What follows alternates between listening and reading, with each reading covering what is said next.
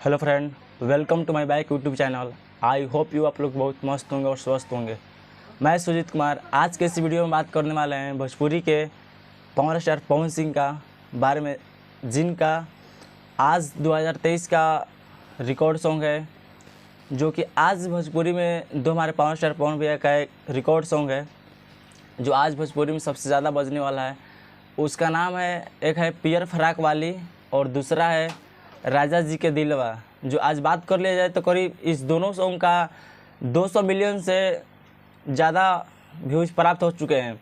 आज बात कर लिया जाए तो ये जो हमारे राजा जी का दिलवा है, इस सॉन्ग को DRJ म्यूजिक द्वारा आपको 75 मिलियन व्यूज़ और DR म्यूजिक इंटरटेनमेंट के द्वारा आपको 55 मिलियन व्यूज़ और DR म्यूजिक भोजपुरी के द्वारा आपको 12 मिलियन व्यूज़, यानी लगभग और भी बहुत सारे ऐसे चैनल हैं जिस पर ये सॉन्ग अपलोड कर लिया गया है।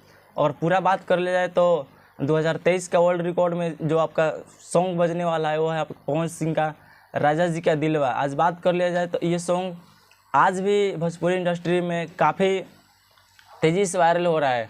और 2000 जो पिछले 22 का जो सॉन्ग था वो दो हमारे भोजपुरी इंडस्ट्री में पवन सिंह का ही 200 प्लस मिलियन व्यूज़ पार कर चुके हैं। दोनों सॉन्ग का नाम था, एक का नाम था हरी हरी ओढ़नी और दूसरा जो नाम था वो था लाल घाघरा।